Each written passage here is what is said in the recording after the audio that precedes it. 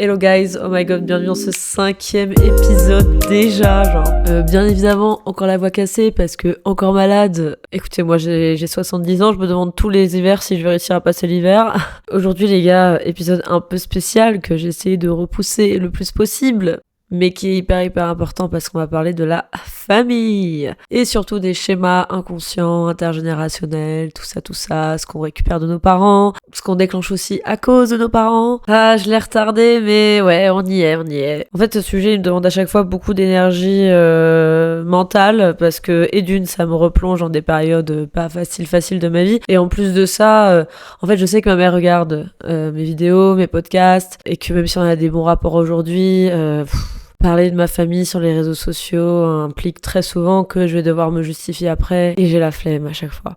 Donc voilà, je vais quand même faire un petit trigger warning parce que on ne sait jamais, comme ça elle est contente, je suis contente, tout va bien, mais bon, je peux non plus le flingue sur la tempe, c'est vrai ce que je vais vous dire, c'est qu'aujourd'hui on a des bons rapports et que ma mère, je pense, j'ai de la chance, elle fait partie des rares personnes de sa génération qui ont commencé un peu à se remettre en question, un peu tard, mais c'est mieux que rien du tout, sur les comportements qu'elle a pu avoir quand j'étais plus jeune, sur son éducation et sur comment ça a pu m'influencer et m'amener à avoir différentes problématiques dans ma vie actuelle. Elle les renie pas, elle le sait, mais en vrai on peut pas lui enlever non plus que aujourd'hui elle fait tout son possible pour rattraper ce qu'elle a pu faire comme bêtises. Et bien sûr dans l'eau il y a pas qu'elle, il y a aussi mon père. La seule différence c'est que mon père effectivement a beaucoup plus de mal avec la remise en question comme tous les hommes.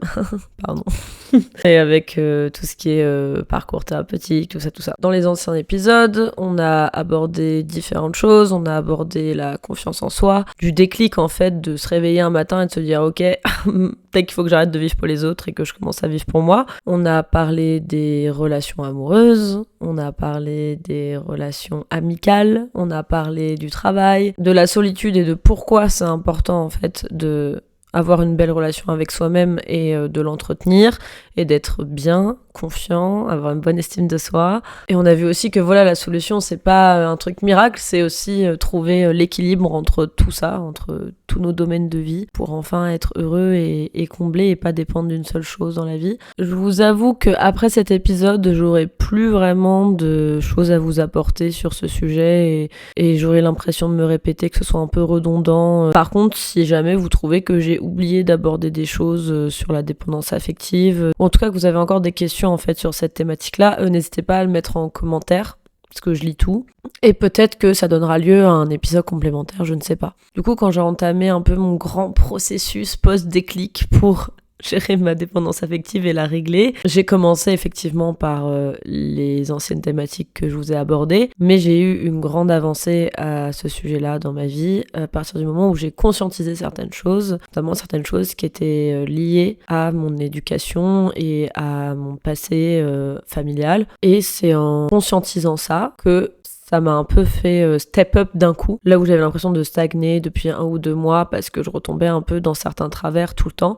C'est vraiment cette conscientisation-là qui m'a fait passer à autre chose définitivement et me rendre compte que ma dépendance était liée à un truc irrationnel d'enfant et pas quelque chose d'adulte. Pendant très longtemps, comme je vous l'ai expliqué dans certains épisodes par bribes, c'était très compliqué avec ma mère. Premièrement parce qu'elle est elle-même, je pense, très dépendante affective de moi et mon père. C'est quelqu'un qui a quitté la maison avec sa mère pour aller vivre avec mon père. Donc c'est quelqu'un qui a jamais appris vraiment à vivre seul, qui a pour passion principale de voir ses amis et vraiment dans le social, qui se nourrit du social. Alors c'est super, mais j'ai toujours eu cette image de ma mère très dépendante des autres, qui est peut-être biaisée, mais du coup j'ai toujours vécu un peu dans la peur de me retrouver dans la même situation qu'elle en tant qu'adulte, parce que j'avais l'impression que si demain, par exemple, parce que je trouvais que du coup ça créait une grosse responsabilité sur moi, en tout cas sur mon père c'est un peu plus légitime parce que c'est son mari, mais sur moi de demain, si je quitte la maison, elle a plus rien, elle n'est plus rien. Et c'était des choses que j'entendais relativement souvent, que quand j'allais être grande, j'allais sûrement couper les ponts avec elle, que j'avais plus donner de nouvelles, que j'étais un enfant qui était jamais assez câlin, assez démonstratif, qui montrait pas à ses parents qu'il l'aimait. Et pendant longtemps, j'ai cru que c'était des choses qui étaient normales, alors qu'en fait, aujourd'hui, je sais que non, je sais que ma mère a un gros problème, qui va mieux un peu aujourd'hui, mais elle a eu des gros problèmes de dépendance affective quand elle était plus jeune. Et je pense honnêtement qu'elle a fait un transfert sur moi, parce que c'est quelqu'un qui a manqué de beaucoup d'amour dans son enfance, qui a eu un passé assez compliqué avec ses propres parents. Et en fait, dans un extrême inverse, elle a voulu m'oppresser et me garder. J'avais l'impression de me garder en cage et contrôler tout ce que je faisais parce que fallait surtout pas qu'il m'arrive quelque chose, fallait surtout pas que je vive sans elle ou que j'aille trop loin d'elle, quoi. Faut savoir qu'en plus, j'étais enfant unique, donc vous imaginez bien que il y avait pas autre solution que moi, en fait. Quand je suis devenue majeure, c'est devenu encore plus compliqué parce que ça y est, j'étais adulte, que je pouvais m'émanciper de la maison, donc là c'était de pire en pire parce que elle me faisait des crises de jalousie. En fait, j'avais l'impression de me disputer avec une amie plutôt que de me disputer avec ma mère. Enfin, je sais pas comment expliquer, mais j'avais vraiment l'impression d'être l'adulte dans les disputes, alors que moi je voulais être l'enfant, quoi. Je voulais une mère. Je voulais qu'on me soutienne ou qu'on soit content pour moi, pas qu'on me fasse culpabiliser dès que je faisais des efforts pour sortir de ma zone de confort ou que j'essayais de faire des choses dans ma vie, en fait. Et je précise bien, je la connais, c'est ma mère. Le pire dans tout ça, c'est que je sais que c'est pas quelqu'un de malveillant, qu'elle fait pas ça du tout pour me faire du mal ou pour être sadique ou quoi, parce que ça existe, des parents qui maltraitent vraiment leurs enfants et qui sont égoïstes ou qui pensent qu'à eux. Non, ma mère, elle a été aveuglée, elle a toujours été aveuglée par qu'une seule chose, c'est le stress et la peur du rejet et de l'abandon. C'est 3 choses, j'ai l'impression, qui régissent toute sa vie. Comme je vous l'ai expliqué dans d'autres épisodes, surtout au niveau de tout ce qui est notion de solitude, de rejet, d'abandon, c'est pas votre côté adulte qui parle, c'est votre enfant intérieur, c'est votre côté enfant, c'est votre côté un peu trauma de votre passé. C'est pour ça que c'était aussi compliqué d'avoir ma mère en face, c'était que j'avais un enfant en fait en face de moi et moi, je voulais pas avoir affaire à un enfant, en fait, dans ce genre de discussion. Parce que s'il y a des parents qui m'écoutent, je suis désolée, je vais dire un truc qui est très tranché. Votre enfant, ce n'est pas votre égal dans le sens où vous êtes responsable aussi des conséquences émotionnelles que vous allez avoir sur lui.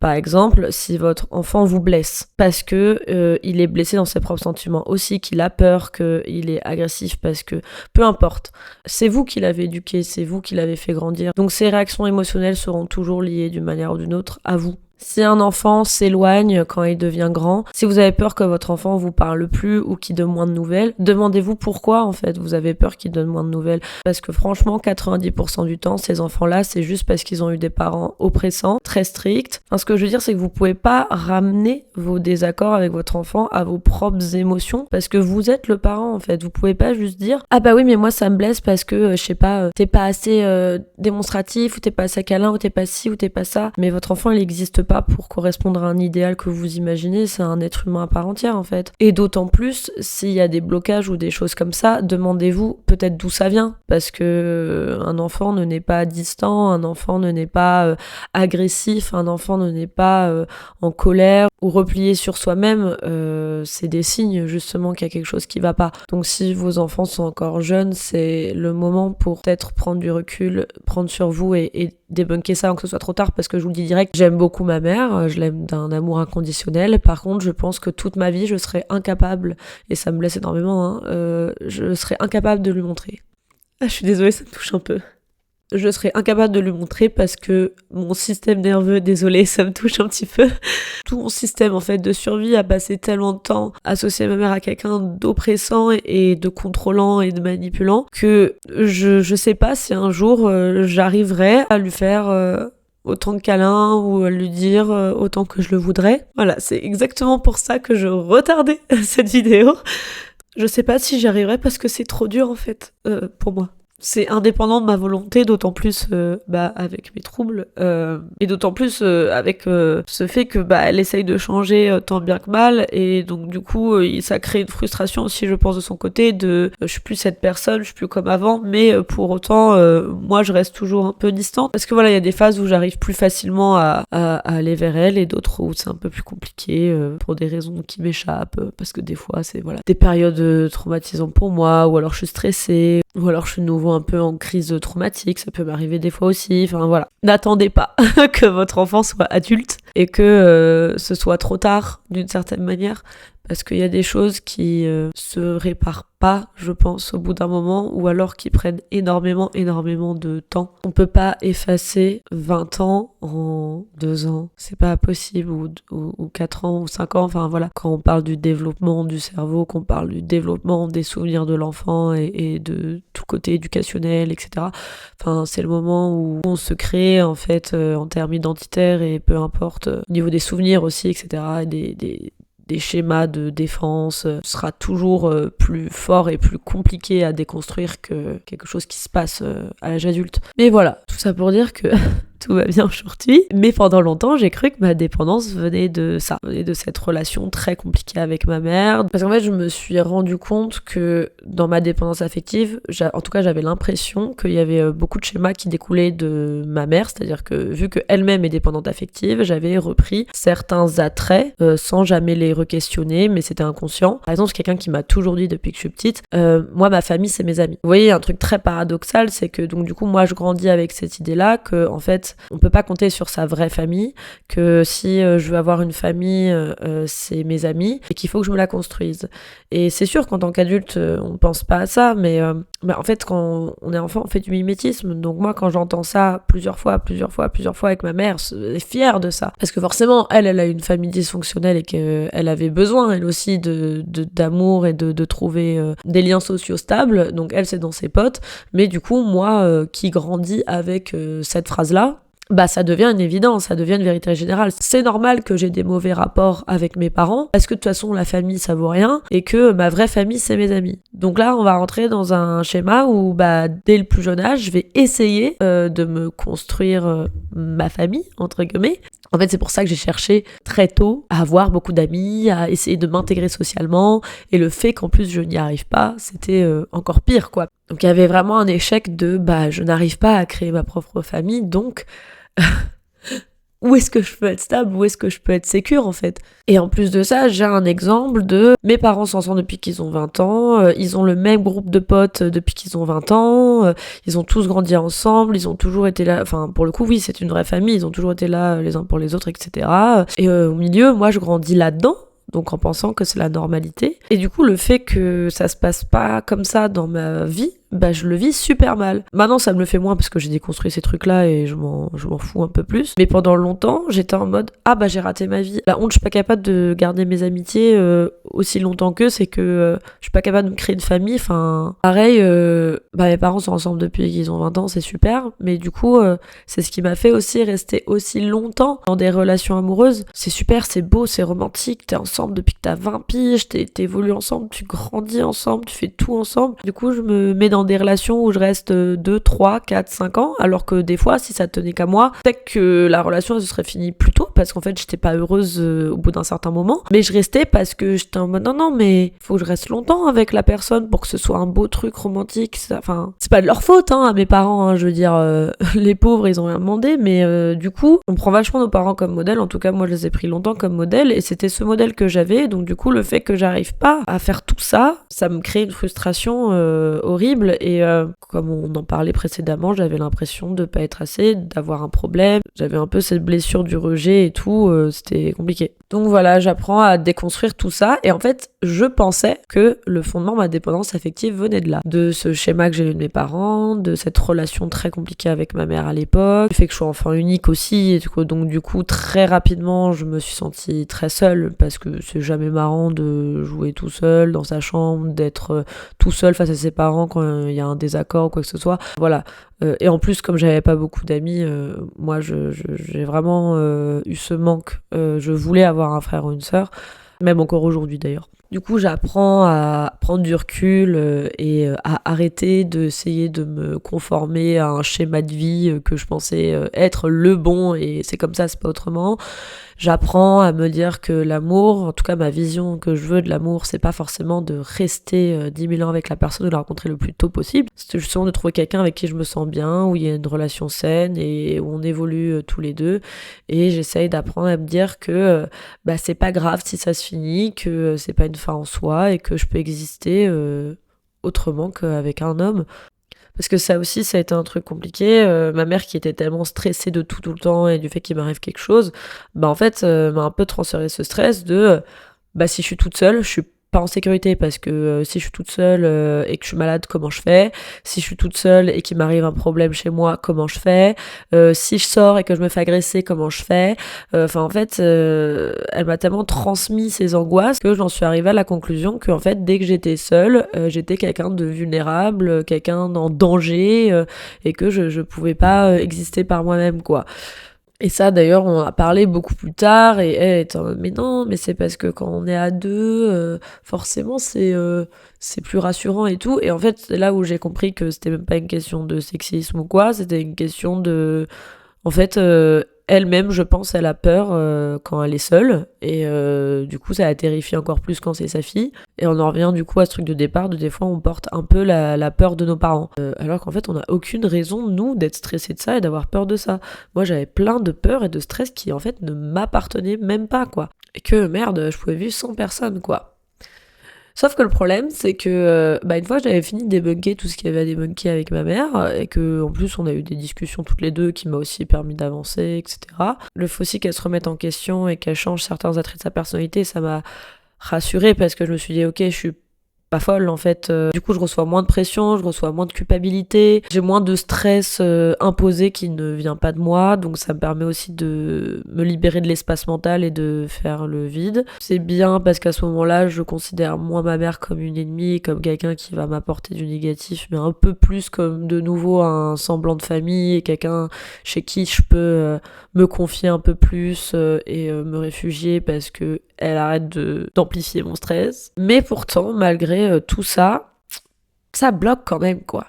Enfin, il y a un truc que je sens qui est pas réglé parce que je retombe toujours dans le même schéma. Surtout, il y a un rapport très bizarre aux hommes que j'ai, enfin pas très bizarre, mais où j'ai quand même l'impression que quand il y a pas d'homme dans ma vie, il y a un gros vide, quoi. Et c'est d'autant plus bizarre que, comme je vous ai dit, moi je suis pas hétéro, donc j'ai pas des attirances que pour des hommes. Je me suis mis à me questionner aussi par rapport à ça, parce que je me suis dit c'est quand même bizarre, pourquoi j'arrive pas à m'imaginer avec une femme ou une personne queer, peu importe, en relation, et que j'arrive qu'avec un homme, mais je sais que dans mon fort intérieur, dans mon attirance et mon orientation sexuelle, je suis pas attirée que par les hommes. Et ça m'est déjà arrivé de tomber amoureuse de femmes, ça m'est déjà arrivé de m'imaginer être en relation avec une femme et me dire « Oh waouh, elle, j'aimerais trop que ce soit ma copine et tout », mais pour autant, j'ai jamais passé le pas. Et ce questionnement, il arrive d'autant plus dans une période où, en fait, je viens de rompre avec mon copain, qu'on est chacun de nos côtés en train de faire notre introspection personnelle, donc forcément, je suis en mode bon. Et il faut savoir que moi, je sais pas pourquoi mon cerveau marche par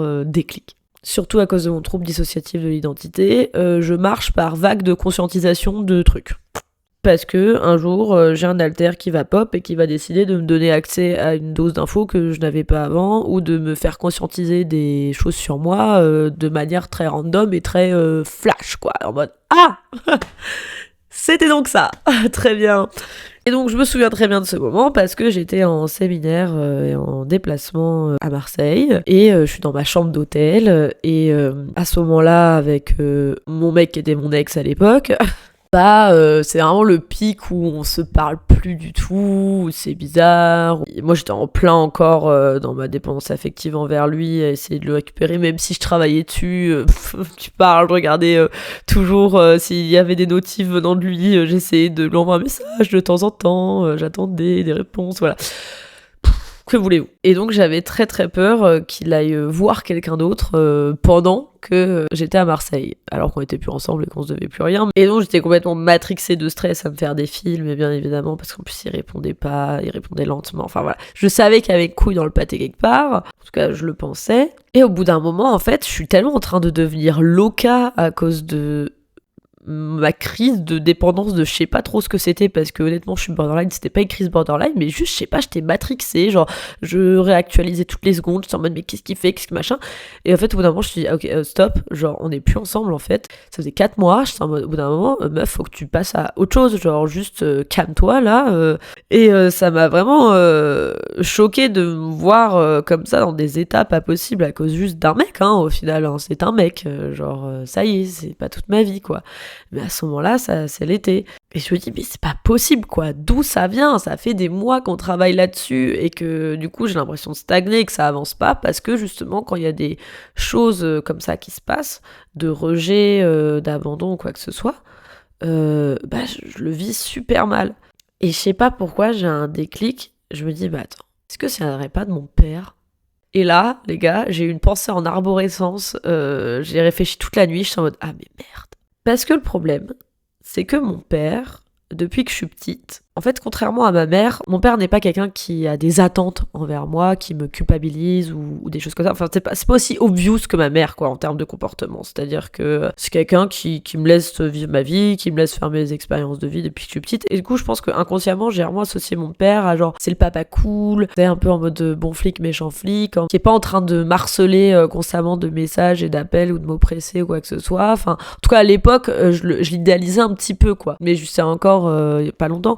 Parce que moi, quand j'étais petite, j'étais fan de mon père, comme je vous ai dit. Et après, il y a eu genre toute une période où on a arrêté de se parler, qu'on faisait que se croiser et tout, et que quand on se parlait, genre ça partait au clash tout le temps. Mais c'était vraiment des clashs plus en mode parce qu'on se comprenait pas. Enfin, vous voyez, genre ma mère c'était plus insidieux, plus profond, c'était des trucs plus complexes, parce que nos disputes c'était vraiment lié à ses comportements contrôlants et un peu toxic vibe, alors que mon père, les disputes qu'on avait c'était vraiment sur des trucs de merde quoi, c'était juste parce qu'on était pas d'accord, ou parce qu'il m'écoutait pas pendant un débat, ou parce que voulait imposer sa science alors que j'étais pas, enfin vous voyez, c'était vraiment des trucs de parents-enfants pour le coup. Et du coup c'est vrai que quand j'ai fait ma thérapie et tout, je parlais très peu de mon père, et mon psy il me l'a fait remarquer à un moment, il m'a dit mais mes parents ils sont encore ensemble tellement je parlais pas de mon père, parce que pour moi c'était anecdotique quoi, mon père. Et en fait je me suis rendu compte que j'avais oublié un petit détail, c'est que mon père, si j'en parlais jamais aussi, c'est parce qu'il a jamais été présent,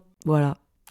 Et le souci c'est que en fait moi je me sentais pas légitime, je pense, de considérer mon père comme un père absent, parce que je me disais que moi j'ai eu la chance que mes parents ils soient encore ensemble sous le même toit, que mon père soit pas parti acheter du lait du jour au lendemain. Je connais mon père, enfin il est là tous les soirs à la maison, je le vois quand on mange ensemble le soir, je vois sa tête, il disparaît pas en 3 semaines entières non plus pour son travail. Enfin je me sentais pas légitime et limite enfant ingrat de dire que j'ai eu un père absent, sachant qu'il y a des gens qui ont vraiment eu des pères absents. Et d'autant plus que ma mère elle-même, son père l'a abandonnée quand elle était plus petite, donc un père absent, c'est un père qui part. Enfin, je peux pas ressentir un manque de mon père vu qu'il est là.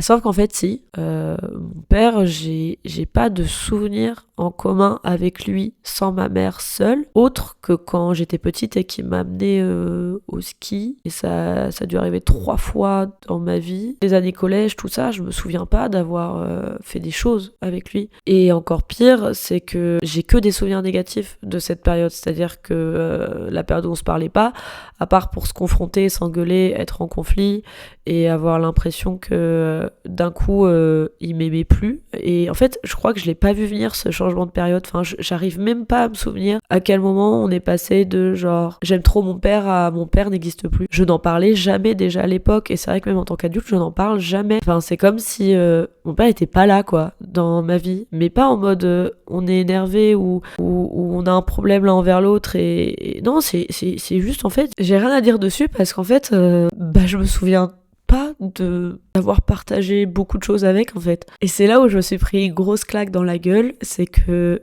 je me suis rappelée de la relation avec mon mec avant qu'il change, enfin en tout cas à l'époque de mon ex, et aussi de ma relation de 5 ans juste avant. Et c'est là où en fait j'ai compris que j'avais un schéma récurrent, c'est que je recherchais des hommes qui étaient évitants, c'est-à-dire des hommes qui étaient indépendants, qui avaient pas besoin de moi, qui fuyaient l'émotionnel. Toutes les choses que je faisais toxiques un peu entre guillemets envers eux à cause de ma dépendance, en fait je les faisais pas envers eux, je les faisais envers mon père. Je vais vous expliquer. Exemple. Pendant longtemps, mon mec m'a reproché de, quand j'étais en société et qu'il était là, de vouloir un peu étaler ma science. Et en fait, je m'en rendais pas compte à l'époque. Par exemple, s'il me disait j'ai lu tel livre, tu connais, et que je connaissais pas, je disais oui, je connais, ouais, j'ai lu. Alors que c'était totalement faux. Et je faisais que lui mentir pour des petits trucs comme ça. En mode, j'avais peur qu'il me trouve bête ou pas assez instruite. Enfin voilà, il fallait que je connaisse tout sur tout, que je sache exactement de quoi il parlait tout le temps. Enfin voilà. Et pendant longtemps, je savais pas d'où ça venait. Ce besoin de plaire aux hommes, parce que ça, je faisais ça avec mon mec, mais avec d'autres mecs, de persuader les autres que je connaissais tout sur tout. Et en fait, je me suis rappelé que mon père, les seuls moments qu'on passait ensemble, c'est quand on avait des débats sur des choses un peu intellectuelles. Et il me renvoyait très souvent à un truc de « mais non, mais toi, tu sais pas. Non, mais tu verras quand tu seras adulte, tu verras plus tard. » Et en fait, j'avais tout le temps tort. Et du coup, je recherchais des hommes un peu pareils. Et j'essayais de leur prouver ma valeur pour, en gros, si j'arrivais à leur montrer que j'étais intelligente, c'est que j'avais réussi à montrer à mon père que j'étais intelligente. Et ça, c'était que la partie émergée de l'iceberg. Il y avait que des trucs comme ça en fait dans mes schémas relationnels. Pareil, j'ai toujours eu une espèce de compétitivité envers les hommes de manière générale, fallait que je prouve que j'étais la plus forte. Pareil, quand je jouais aux échecs avec mon mec, je ne jouais pas aux échecs avec mon mec, je jouais aux échecs avec mon père. Donc c'est-à-dire que si je perdais, je le prenais très mal, j'avais l'impression d'être bête, d'être nulle, et je me disais voilà, il va plus s'intéresser à moi parce que je suis bête, je suis nulle, il voudra plus faire une partie avec moi, ou alors il voudra plus parler avec moi parce que je serai pas assez intelligente. J'ai jamais été quelqu'un de tactile dans la vie de tous les jours, je déteste d'ailleurs. Faut vraiment que vous soyez des amis très très proches à moi pour que je sois à l'aise avec le contact physique. Mais par contre, avec mes mecs, c'était tout l'inverse. J'avais besoin de contact physique, j'avais besoin d'être rassurée. Enfin, pour moi, un mec, fallait qu'il fasse des câlins tout le temps, qu'il me dise tout le temps qu'il m'aimait, que machin. Parce que je n'avais pas de câlins et de je t'aime de la part de mon père. Enfin, en tout cas à l'époque. Et c'est trop con. Et moi j'ai toujours été persuadée dans ma vie, j'étais en mode mais non, moi j'ai pas de daddy issues, pas du tout, ma relation avec mon père elle est super. Oui mais non, ma relation avec mon père je pensais qu'elle était bien juste parce qu'il me foutait la paix, mais en fait il y avait rien quoi, genre elle n'existait pas cette relation tout simplement. Et tous les manques inconscients que j'avais, je les projetais complètement sur mes relations amoureuses. En fait je cherchais un père dans mes relations amoureuses et c'était super malsain quoi. Et c'est là où j'ai compris qu'en fait c'est pour ça que j'arrivais pas à vivre sans homme dans ma vie. C'est que c'était pas moi qui cherchais à tout prix à avoir un homme dans ma vie. C'était l'enfant en moi qui avait besoin d'un père et qui cherchait à tout prix à être assurée, à être protégée, à avoir l'impression d'être importante, à avoir l'impression que j'étais assez intelligente, assez cultivée, assez forte pour être digne d'intérêt en fait. Et s'il faut, on peut même remonter à mon grand-père où c'était exactement la même chose, c'est-à-dire que mon grand-père c'est le même modèle quoi. J'étais intéressant que quand je lui parlais d'astronomie, quand je lui parlais d'électricité, enfin que j'avais l'air d'être intelligente et cultivée, sinon le reste il en avait rien à carrer quoi. Même dans mes recherches d'hommes, c'est rigolo, c'était toujours le même type, c'était jamais des mecs qui sont à l'aise avec leurs émotions, très attentionnés, très impliqués. Non, moi c'était des hommes qui étaient où tout était très tabou en termes émotionnels, où ils ne savaient pas parler émotionnellement, où ils fuyaient ce genre de discussion. Ce qu'ils aimaient chez moi, c'était le côté intellectuel, justement, c'était les choses que je savais faire ou que je savais tout court. Après, il y avait des côtés positifs, hein, mais c'était vraiment mon père, c'est-à-dire c'était des hommes dans leur côté positif qui étaient pas red flag, c'est-à-dire que, je veux dire, mon père c'est un féministe de base, c'est-à-dire que le gars fait à bouffer, il fait à repasser, il fait tout, il fait du jardin. Ça a jamais été le cliché du mec ultra toxique dans sa relation couple, bien au contraire, ou du patriarche de famille, enfin j'ai jamais eu ce modèle-là non plus. Mais du coup, les mecs avec qui je sortais, c'était un peu pareil, c'était pas des mecs masculins ou vraiment red flag, c'était des mecs, voilà. c'était ok sur tout ce qui était logistique, répartition des tâches, tout ça, mais émotionnellement, c'était très compliqué et fallait toujours que je prouve tout le temps, face à des mecs qui avaient besoin d'air. Pareil avec mon père, on s'appelle jamais, on s'envoie jamais de messages. Et aujourd'hui, ça me dérange plus parce que je sais que je suis pareil dans ma manière de communiquer et que j'ai pris des attraits de lui à ce niveau-là. Je suis très nulle pour communiquer par message et par téléphone avec ma famille et mes amis. Et je suis très tête en l'air et j'ai pas la notion du temps et ça, je le tiens quelque part, je sais d'où je le tiens. Mais du coup, c'est vrai que, pareil, niveau mec, c'était pas des mecs très messages, très machin, très vite. Enfin voilà. J'aime bien les mecs évitants, écoutez.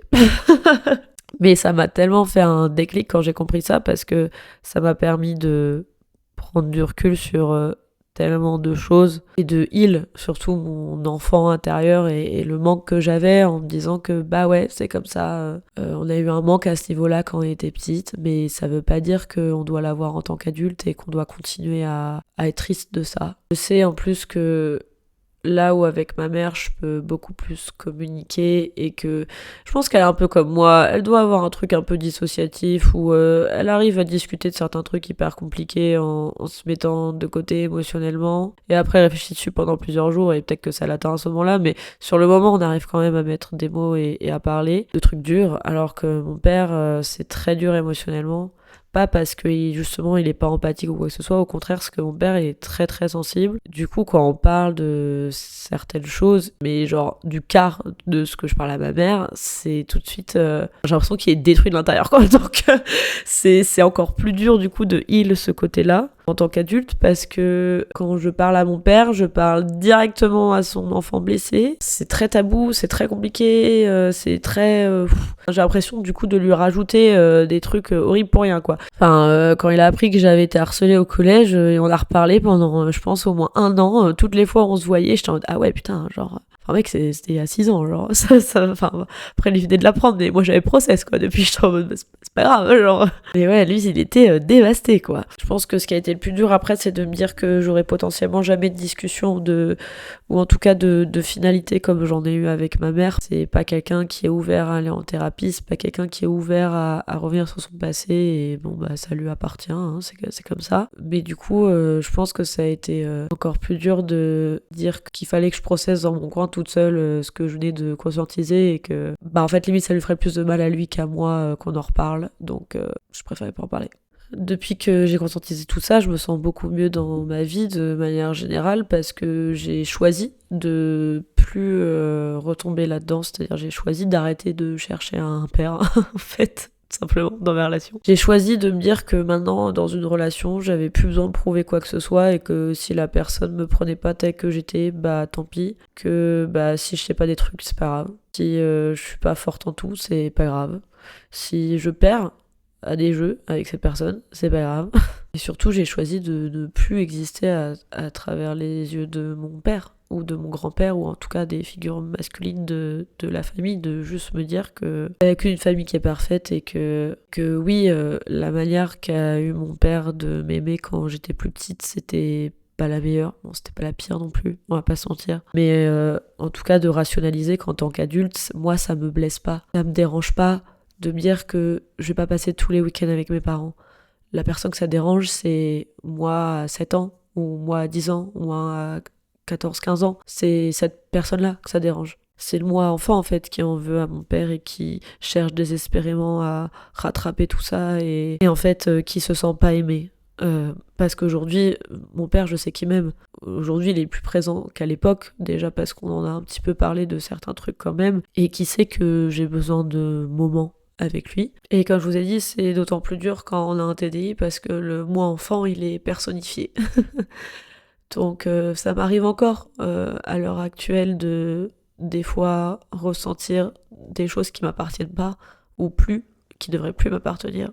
Je pense que c'est pour ça que voilà, j'ai un petit peu les larmes aux yeux de temps en temps pendant cet épisode où c'est un peu compliqué. Je suis pas triste à l'heure actuelle, je vais bien. mais forcément il y aura une part de moi, je pense, qui sera toujours un peu triste. C'est à moi d'apprendre à l'éradiquer, entre guillemets, ou en tout cas à trouver des subterfuges pour qu'elle aille mieux et pour se défaire de ces petits traumas-là. Je vous parle de moi, mais vous vous doutez que par rapport à vous, chacun a son parcours, chacun a ses propres problèmes familiaux et son propre passé familial, donc peut-être que vous retrouverez dans ce que je dis ou pas, mais l'important c'est surtout que vous compreniez que des fois la dépendance affective elle vient de très loin, elle vient de l'éducation et surtout peut-être de vos parents, de la manière dont vous avez grandi, et surtout elle vient des gens de votre entourage quand vous étiez enfant. Donc c'était pas que les parents, ça peut être les cousins, les cousines, les oncles, les tantes, ça peut être un prof, ça peut être la nounou, ça peut être n'importe qui en fait. C'est pas obligé d'être quelque chose de grave pour que ça soit suffisamment important pour que ça vous impacte vous en tant qu'adulte et que ça vous fasse développer de la dépendance. C'est pas obligé d'être spectaculaire, vous n'êtes pas obligé de vous faire maltraiter ou de vivre des choses